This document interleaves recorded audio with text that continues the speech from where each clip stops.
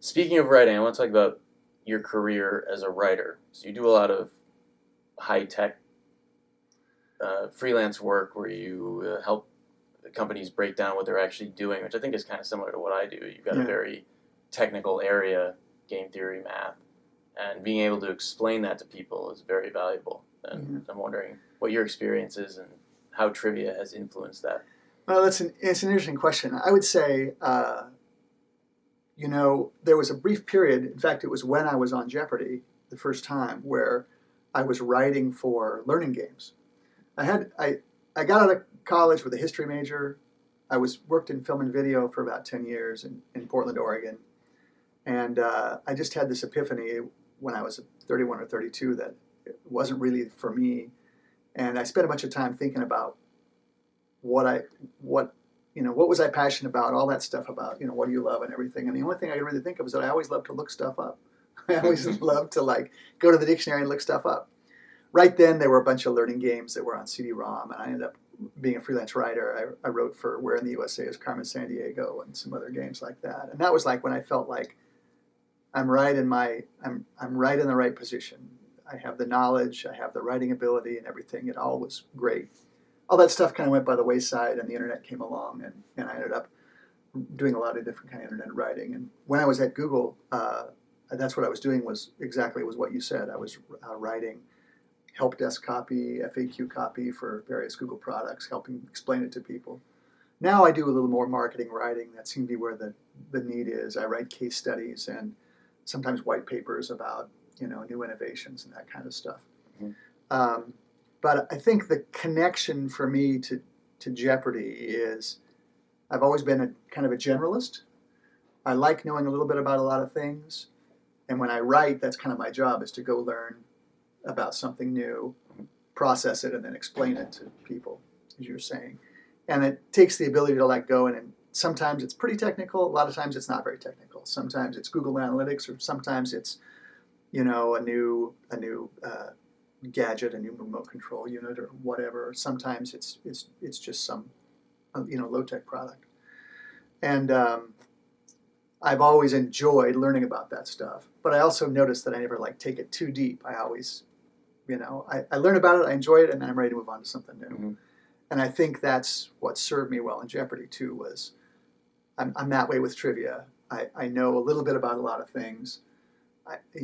If you take me down too deep on the Civil War, or certainly on opera, or some of these things, I know I'm not going to be able to. I can't recite all the Civil War battles in order, or name all the generals. I can name most of the generals or some of the generals, but and I think that's sort of why I'm a writer. Really, it's why I'm not a novelist. I never wanted to be a novelist. I'm not passionate about writing fiction or storytelling. Mm-hmm. I like explaining things. I like writing in short form, and it's a really enjoyable lifestyle. Yeah. So, and that's actually the best way to learn things, is to become proficient enough to be able to write so that other people can understand. So if there's a trivia category that I want to know more about, so say Soviet leaders or old world capitals, things like that, I'll actually create a quiz for other people. So I have to actually peg the question properly and learn enough that I can say, oh, well, there was this other capital that might fit this clue, so I have to rewrite it, and then you get to know it a little bit better. I saw those quizzes. I've seen those quizzes on The Final Wager, and I kind of wondered how you were choosing those categories that you were presenting quizzes from. Things I just want to know more about. There are times when I'm just like, oh, I'm really into this thing right now. I've been listening to the Beatles a lot lately again, and let's write a quiz about that. So it depends. There are things that I think make good trivia fodder, and there's just things that I like to write because I want to learn more about them. I feel that that's the best way to do it, to actually retain that information. Yeah. So you've written a lot of encyclopedic entries on various people. I have, yeah. I have a website I've been doing with a buddy of mine, Paul Hain, since 1998. It's a site called who2.com, WHO, numeral 2.com. And it is thumbnail biographies of famous people, now about 4,500 famous people. We've written them all ourselves over 20 years. And we got started because in 98, when we started doing this, there was no Wikipedia. There really wasn't anything in the way of online encyclopedias. Britannica was still, trying to do, pay-per-view or subscription. Yeah.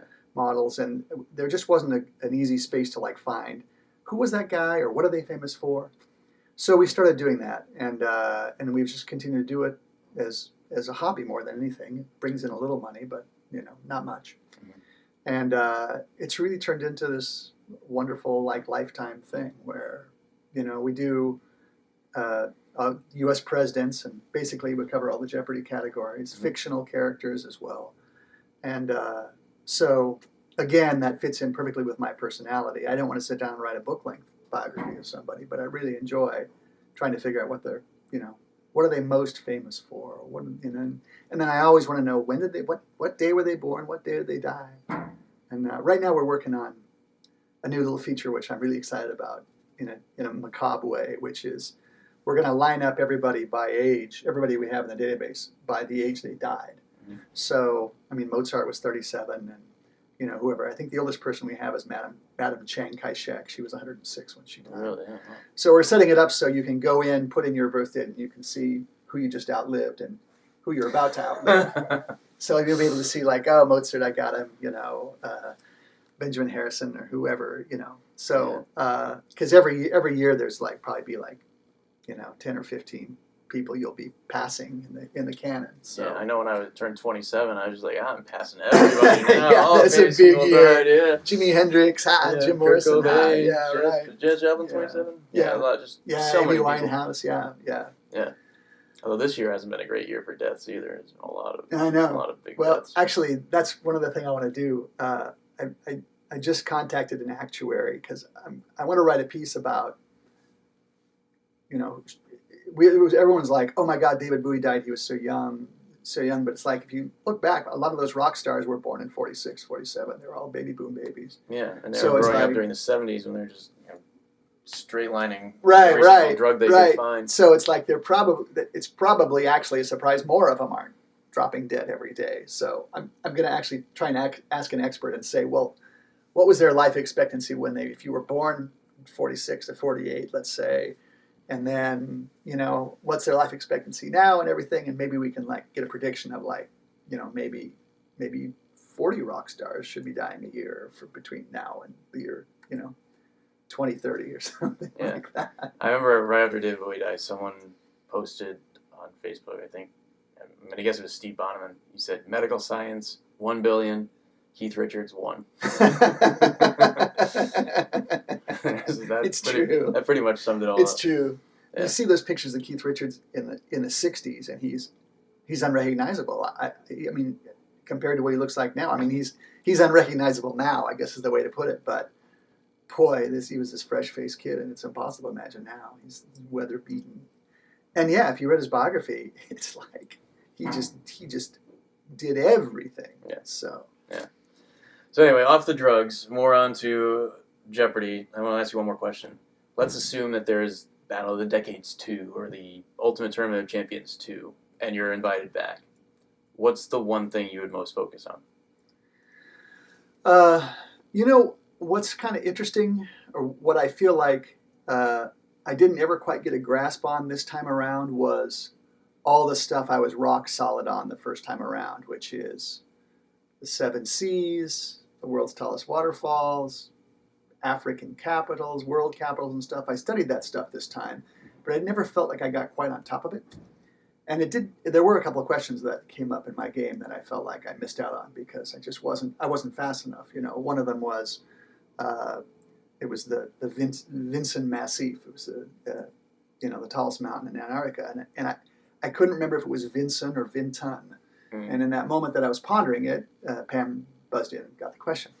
And it's like, that stuff used to be automatic for me. And I just feel like I've got to figure out a better way to get on top of all that stuff. Some of it's because so much of it has changed. 20 years ago, I had a whole canon of knowledge about currency that is no longer applicable. And now I'm like, wait, did Norway go to the euro? Or are they still the krona, Mm-hmm. And so I think if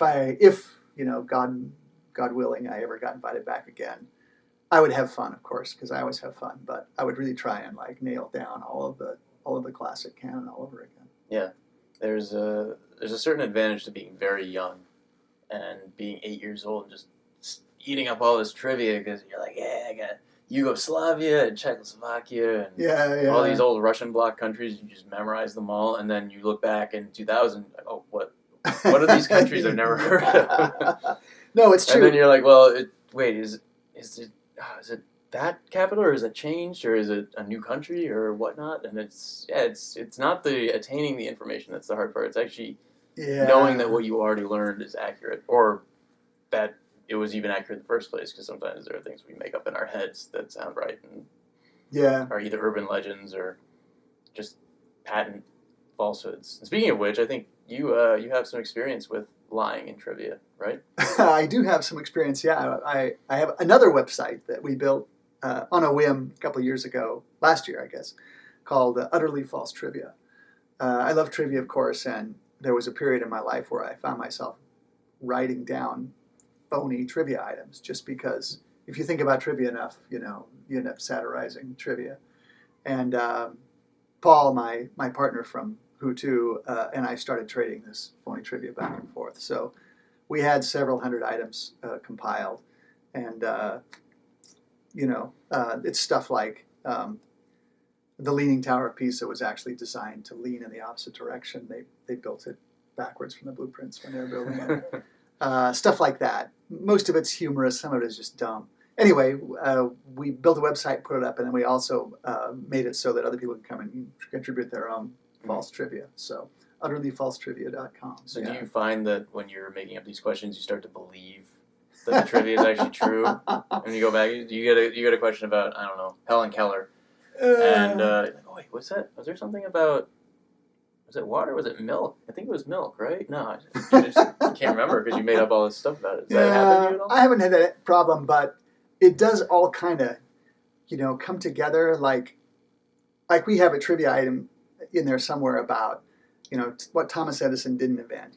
Anytime you bring up Thomas Edison now, it's like, oh, he never invented that. He did, he cheated all these guys.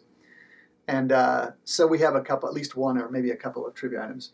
And then just yesterday they had this great physics announcement about they discovered the two black holes uniting, and they heard it. And I was reading a comment thing, and the comment section was, Albert Einstein was a big phony. He didn't think of any of that stuff himself. He stole it all from his teacher, whose name was whatever, Constantine somebody or other. And I was like, oh man, every time this comes up now, there's going to be somebody on the spot to go. And then they cite your website, see where this evidence is. Yeah. So it's just like, that stuff all does kind of mush together, the true and the false in some ways, yeah. But no, I retain total clarity on what's true and what's not. I'm still sharp. That's good. So far. Good. Well, I hope it stays that way. Maybe we'll see you in another tournament in the future. I hope so. I think this last one, I had a great time, and I sort of figured it was my last hurrah. You see these guys who are in their 60s and 70s on the show, and they do great, actually. But, the odds are stacked. The farther away you get from, pop culture and everything else, the higher the odds are stacked against you. So next time I'm on, if I'm fortunate to be on, I'll have a great time. But, I'm probably going to go at it more as a whim than as a staunch competitor. Yeah, we'll see. You might have said the same thing after the Tournament of Champions. Like, well, my Jeopardy career is over. Well, I totally did. In those days, they never had any kind of super tournament or anything. It was like, after I was on, it was over. That was it. And I was content. And then I got invited back to the Olympic tournament, which was a gas. And then I got invited back to the Ultimate Tournament Champions. And then, so it's been like every 8 or 9 years or something. So I'm totally down with it. It's great. Yeah. Well, hopefully I'll get invited too. Maybe yes. we'll get to meet each other. Another UTSC. Maybe we'll be back in the same day again. Yeah, right. Well, we can only hope. Maggie, you out there? Bring it on. Pitch. Yeah, come on. Well, Fritz, pleasure talking to you. Oh, it's been Secrets my pleasure. of the Buzzer. Thanks. On Amazon. Go buy it. It's definitely worth the price of admission. And we'll do a little buzzer demonstration after this, so we can put that up too. Just to show the various ways of buzzing, and maybe I'll even give it a try and see how slow I am. That'd be great. Let's do it. Yeah, I don't play video games anymore, so it's a shame. Well, it's been a pleasure, and I hope you've enjoyed this. And we'll see you around. Thanks for watching The Final Wager. So long.